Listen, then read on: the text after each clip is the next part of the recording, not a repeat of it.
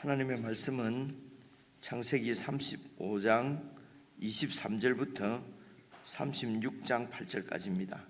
구약성경 54페이지 창세기 35장 23절 제가 먼저 읽겠습니다.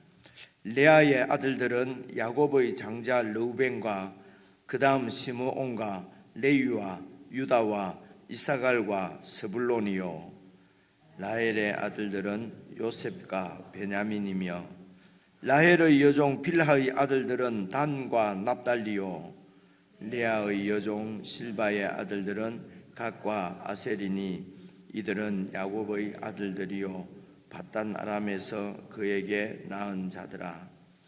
야곱이 기럇 아르바의 마므레로 가서 그의 아버지 이삭에게 이르렀으니 기럇 아르바는 곧 아브람과 이삭이 거류하던 헤브론이더라. 이삭의 나이가 180세라. 이삭이 나이가 많고 늙어 기운이 다함에 죽어 자기 열조에게로 돌아가니 그의 아들 에서와 야곱이 그를 장사하였더라. 에서 곧 에돔의 족보는 이러하니라.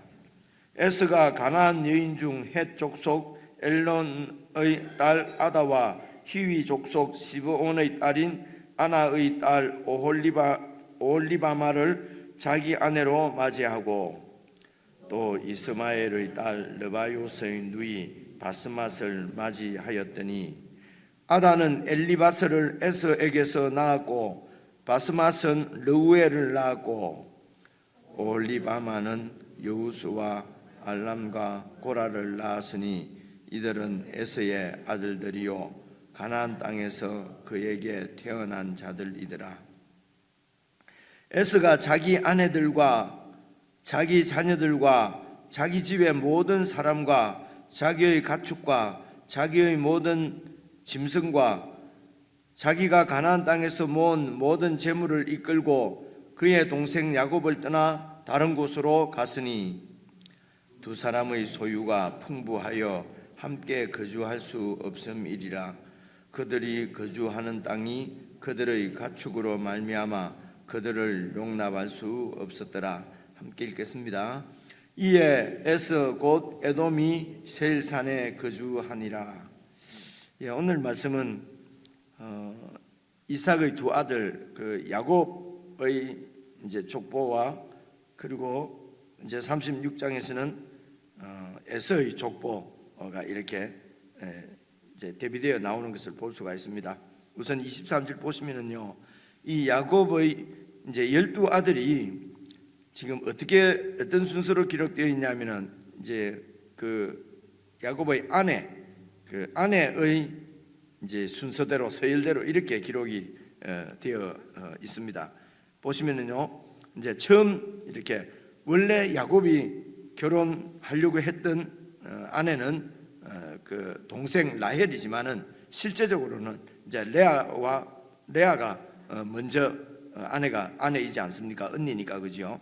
그래서 레아의 아들들이 보시면은요, 야곱의 장자 르우벤, 그리고 둘째가 시므온, 셋째가 레위, 넷째가 유다입니다. 이제 여기까지 이제 넷째고요.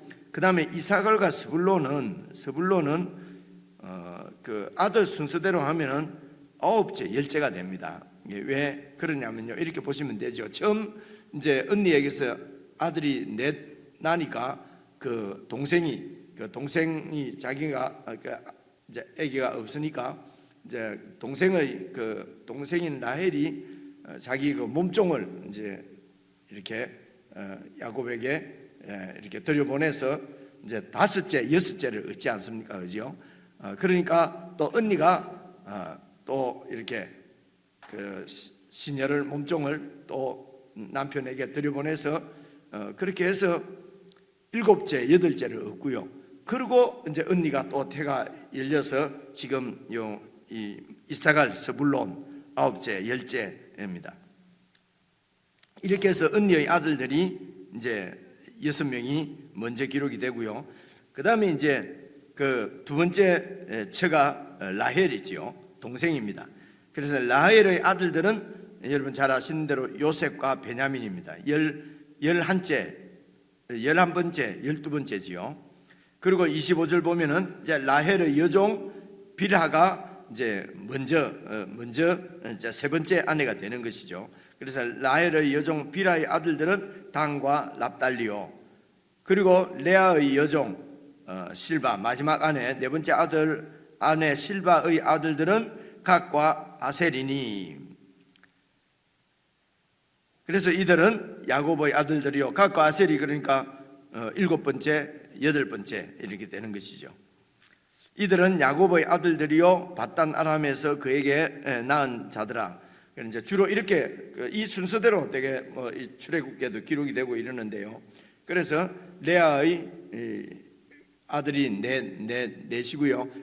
이 첫째 네 명은 뭐 외우려고 하는 건 아닌데 여러분 이제 되게 이렇게 잘 외워집니다. 제일 첫째가 르우벤이고요, 시므온이고요. 이 르우벤하고 시므온이 이제 이제 동생 디나 때문에도 막 둘이서 이렇게 르우벤하고 아니죠. 그 시므온하고 레위였군요, 그죠? 그리고 르우벤은 이제 어제 말씀 보면은 또 이렇게 뭡니까, 아버지의 아내를 이렇게 범하게 되는 이제 그런 아들이 그 때문에 이제 첫째 아들 르우벤이 이런 육적인 장자권을 잃게 되는 거지요. 그래서 르우벤, 그리고 시므온, 셋째가 레위, 네 번째가 이제 유다, 그렇습니다. 그리고 동생의 몸종, 그러니까 이제 라헬의 이 여종 빌하의 아들이 이제 단과 납달리고요. 그리고 또 레아의 여종 실바의 아들이 각과 아셀이고요.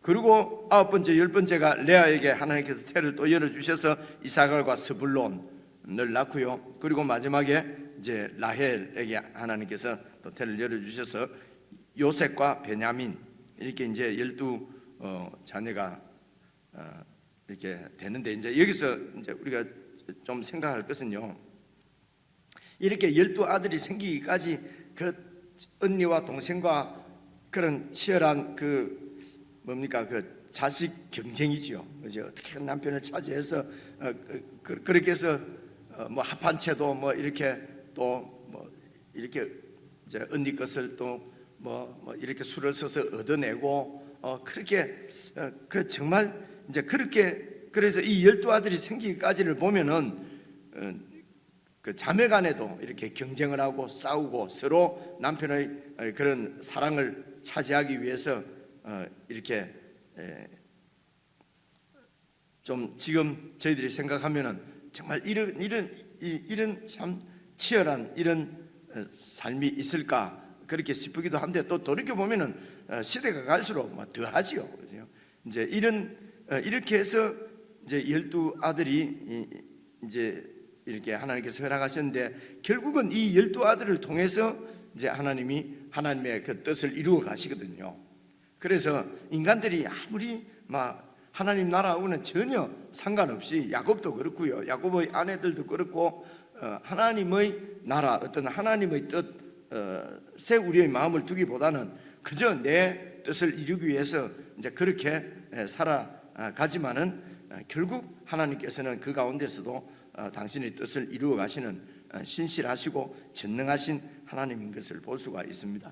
그래서 우리가 여기 보면은 12아들이 다 어머니로 인해서 이렇게 서열이 정해지고, 뭐 적자냐 서자냐, 그리고 우리 생각에는 또 이게 라헬이 진짜 아내, 원래 결혼하려고 한 아내는 라헬이니까요, 그죠? 그런데 레아는 이거 완전히 속여서 이렇게 해서 아내가 됐는데, 그런데도 이제 서열을 보면은 레아가 먼저고요, 그죠? 이제 그리고 동생이고, 그리고 이제 종들은 먼저 아내가 된 순서대로 이렇게 빌하와 실바 이렇게 되는 것을 볼 수가 있습니다. 그래서 이제 본처에서 난 자식들은 다 이렇게 앞에 서열이 좀 앞이고요. 그리고 서자들은 또 이렇게 뒤로 이렇게 밀려 있고, 이런 이제 그런 세상 나라에서는 육적으로는 그런 이런 서열 때문에도 얼마나 또 서름 받는 사람 서름 받고 뭐 그렇지 않습니까? 그죠? 그런데 이 12아들이 서자든지 뭐 본체에서 난 자식이든지 장자든지 장자가 아니든지 모두가 다 하나님 나라의, 그래 하나님 나라 이러면 이제 12지파지 않습니까? 그래서 사도들도 12사도 이렇게 되는데 그 모든 아들들이 다 하나님 나라에서는 동일하게 하나님 나라 12지파의 지파장들이 다 되는 것이죠. 그래서 이제 우리가 이 땅의 어떤 이런 조건이나 상황 때문에 이제 이렇게 억울할 수도 있고 또 마음이 상할 수도 있고 뭐 여러 가지 불공평하고 불평등한 것 같고 이런 이제 피해 의식이 있는 분들도 그래서 많고 또 우월 의식이 있는 분들도 많고 세상 나라는 그 하나님의 첫 창조에는 이제 이게 그 하나님 사람들이 어쨌든 하나님을 마음에 두려워하지 않고 자신이 중심이 되니까 이런 좀 정말 그런 참 평안과 이런 안식이 없는 이제 그런 세상인데 이런 세상에서 하나님의 구원은 예수 그리스도를 통해서 새로운 세상을 창조하시는 것이 하나님의 새 창조고 그것이 하나님의 구원이다라는 말씀은 늘 말씀을 드리지 않습니까? 그래서 이제 오늘 이런 말씀을 이제 우리가 묵상을 하면서도 내가 이런 서열과 뭐 이런 그런 경쟁과 이런 싸움이 있는 그런 세상 계보에 속해 있는지 아니면 내가 정말 하나님의 12지파에 속해서 하나님 나라 백성으로 살고 있는지 이런 부분들을 이제 잘 내 자신의 지금 이쪽인지를 잘 살펴보는 것이 신앙 말씀 안에서 이제 우리 살아가는 영적인 삶을 살아가는 그런 길이라고 할 수 있습니다. 방법이라고 할 수가 있는 거지요. 어떻습니까? 여러분은 몇째 아들입니까? 이런 서열 가운데 있습니까? 아니면은 하나님의 12지파 가운데 속해 있습니까? 이제 이런 부분이지요. 그리고 우리가 두 번째로 생각할 수 있는 것은요. 우리가 이제 정말 하나님 나라는 요즘 보면 교회가 정말 있는지 정말 하나님의 통치가 있는지 이제 이런 데 대해서 회의를 하는 그런 분들도 많고 지금 교회를 보면은 정말 교회에 소망이 없다 이렇게 말씀하시는 분들도 있어요. 근데 예수 믿는 우리 자신이 교회인 것을 우리가 잊어버리죠, 그죠? 그래서 소망이 정말 없는 것 같지만은 그러나 하나님의 뜻은 그 가운데서 하나님의 뜻이 사라지고 하나님 나라가 무너지는 것은 아니거든요. 그래서 끝까지 믿음으로 그 하나님 나라 안에 사는 삶을 견디는 자가 구원을 얻는 것입니다. 그래서 중간에 뭐 이런저런 여러 가지로 마음이 상하고 실망하고 낙심해서 그 하나님 나라에서 떨어지면은 그 떨어지는 우리만 하나님 나라를 잃습니다, 여러분. 그죠? 잃습니다. 어떻게든지 그래서 구원은 끝까지 견디는 자가 구원을 얻으리라. 우리가 요한계시록 말씀 묵상할 때도 그런 말씀을 이제 많이 본 것 같습니다. 왜냐하면 결국은 하나님 나라가 이렇게 이루어지고 하나님 뜻이 이루어지기 때문에 그렇습니다. 소망 없는 교회가 결국은 주님이 다시 오심으로 완전히 완성되어질 그 하나님 나라에서 우리가 제외되면은 어떻게 하겠습니까? 그죠? 그래서 이런 하나님 나라가 구약에서는 하나님의 약속이 있는 가나안 땅이고 야곱에게는 베델이고 하나님이 만나 주시는 베델이고 이게 영적 의미가 바로 이 베델 가나안 땅이 바로 하나님께서 약속하신 땅 하나님 나라라고 이제 구약에서는 그렇습니다. 그래서 이 계시가 점점 발전이 돼서 가나안 땅이 바로 예수 그리스도 안에 있는 것이 바로 예수 그리스도 안이 바로 가나안이고 천국인 것을 이제 우리가 예수님 오시고 나서 사도들의 가르침에 의해서 알게 되는 것이죠. 그래서 구약에서는 이 가나안 땅이 바로 하나님의 나라입니다. 그런데 이제 이 에돔은 이 하나님 나라를 떠나게 되는 거지요. 이제 그 사실을 볼 수가 있습니다.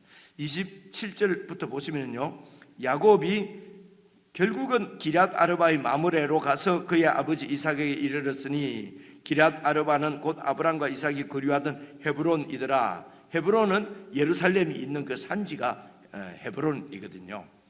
그래서 헤브론 산지로 이제 그러니까 가나안 땅 중에서 이 이삭과 아브라함과 이삭이 이제 오랫동안 거주했던 땅이 바로 헤브론입니다. 그래 이 땅으로 결국은 에스가 아니 야곱이 돌아오게 되는 거지요. 그죠? 그 바단 아람으로 하란으로 그 원래 이제 그 할아버지가 나온 곳으로 그 이제 아내를 얻으러 올라가서 이제 20년 동안 있다가 결국 이제 돌아오는 20년 동안 바단 아람에 있었던 이유가 뭡니까? 다 자신의 욕망을 채우기 위해서 있었던 곳입니다. 그렇게 해서 그런데 하나님은 계속해서 이제 이렇게 가나안 땅으로 이렇게 보내려고 베델로 돌아가라고 하는데 베델로 오다가 또 세겜 땅 같이 그런 좋은 땅이 있으면은 막 그곳에서 또 그냥 집 짓고 정착하려고 그러고요. 이게 이제 그런 정말 조금도 변화되지 않고 계속 자기 중심적으로 그냥 그렇게 사는 것 같은 야곱도 이제 그런 과정을 통해서 점점 이 믿음이 조금씩 자라고 결국은 이제 이게 헤브론 땅까지 이삭에게로 돌아오는 것을 보면은 바로 이것이 바로 하나님의 열심이다. 이제 우리가 이를 볼 수가 있는 거죠. 그래서 우리가 구원을 확신할 수 있는 것은 하나님께서 열심히 우리를 붙잡고 이 천국 길로 인도하기 때문에 그렇지 우리가 막 그냥 순수하고 막 하나님을 사랑하고 막 은혜가 충만하고 그렇게 해서 되는 것은 아닌 것 같아요. 참 은혜가 이렇게 넘치다가도 막 그냥 그저 조그만 일이라고 할 수 있는데 어떤 일들이 이렇게 실망하거나 막 이렇게 하면 그냥 마음이 확 낙심되고 그냥 정말 하는 일이 이게 무슨 소용이 있을까 이렇게 하는 것이 이런다고 사람이 변화될까 바뀔까 이제 이런 회의가 들고 이렇게 그렇지요. 그것은 우리 마음이고 이런 우리를 결국은 하나님이 이제 마물의 이 헤브론 땅까지 인도하시는 것이 바로 하나님의 열심입니다. 그래서 우리가 낙심되고 힘이 들고 어려운 일이 있을 때는 이게 하나님의 열심을 바라보고 그 열심을 붙잡으면 그것이 바로 이제 그 승리의 길이고요. 그죠? 그런데 그런 마음에 그냥 자기가 붙잡혀서 그렇게 해서 낙심 가운데 무너지면은 가나안을 잃어버리는 것이요. 그 결정과 선택은 정말 우리에게 있는 것. 그러면 우리가 그냥 잘못하면 믿음에서 떨어집니까? 믿음에서 떨어진다기보다도 오래 걸리죠. 오래 걸리고 그만큼 힘들고 어려운 고통 가운데 있게 되는 것입니다. 그런 이제 28절 보시면요, 이삭의 나이가 180세라. 이삭이 나이 많고 늙어 기운이 다음에 죽어서 자기 열조계로 돌아가니 그의 아들 에서와 야곱이 이제 그를 장사했다. 여기도 이삭이 이제 180세에 죽는데요. 이 부분도 이제 우리가 가만히 생각해 보면요, 이삭이 이제 오랫동안 리브가하고 결혼했을 때가 40세였거든요. 그런데 이제 잉태를 하지 못하다가 20년 만에 이제 에서와 야곱 쌍둥이를 낳게 됩니다. 그래서 야곱이 이 아들들을 낳게 된 것이 60세 때거든요. 그리고 이제 이 야곱이 이렇게 아버지를 이제 축복을 이렇게 형의 축복을 아버지를 속여서 빼앗아서 축복을 받고 그 아버지를 떠났을 때가 야곱이 40세 때였어요. 그렇죠? 그러니까 60세에 태어나서 야곱이 40세 때 떠났으니까 그때에 야곱이 이삭을 떠날 때 이삭의 나이가 100세였거든요. 100세 정도 됐습니다. 그런데 이제 100세 때 되니까 눈도 안 보이고 이렇게 해서 내가 이게 이제 빨리 이 축복을 아들에게 이렇게 축복을 해주고 내가 죽어야 되겠구나. 그리고 이제 에서에게 별미를 가져오라 그러고 이렇게 해서 축복을 해주려고 했는데 그 사실을 리브가가 이삭의 아내 리브가가 그 사실을 알고 이제 이게 야곱인데 하나님께서 말씀하신 그 축복의 계승자는 야곱인데 이게 에서에게 이렇게 되면 안 되겠구나 이런 생각을 했을 것 같아요. 그래서 수단을 써서 이제 이렇게 야곱이 축복을 이제 받았지 않습니까? 그러니까 에서는 100세 때에 이미 막 마음이 좀 조급한 것 같습니다. 이렇게 잘 건강이 이렇게 많이 늙었으니까요. 그렇게 해서 이제 아들을 축복한다고 막 그 사단이 난 거지 않습니까? 이렇게 보니까 뭐 큰 아들이 아니고 작은 아들이 축복을 받고 자기가 하려고 했던 대로 되지 않았고 그랬는데, 그래서 그때 빨리 축복하고 자기는 죽을 줄 알았는데 오늘 보니까 180세에 죽었잖아요. 그때부터 80년을 더 살은 거예요. 그래 이게 너무 막 그냥 이렇게 급하게 일찍부터 자기 생각으로 이렇게 하는 것이 또 옳은지 안 옳은지 이런 것도 잘 점검을 해보는 것이 좋겠습니다. 일반적으로 뭔가 빨리 해치워버리는 것이 진짜 좋을 수도 있죠. 이 성격인 것 같아요. 그죠? 뭐 일을 남겨두고는 뭐 이렇게 잠을 자지 못하는 이런 성격은 일을 빨리빨리 처리해 버리잖아요. 세상에서는 이제 그런 사람들이 좀 근면하고 성실하고 탁월하고 일을 자꾸 미루고 그냥 빨리 끝도 내지 않고 이러면 그런 게 힘이 드는 사람들도 있고 그죠.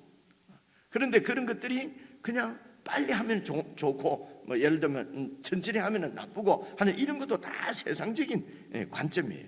이런 걸 가지고 사람들은 좋아하기도 하고 싫어하기도 하고 그죠? 이런 것들이 다 육에 속한 것인데 그죠?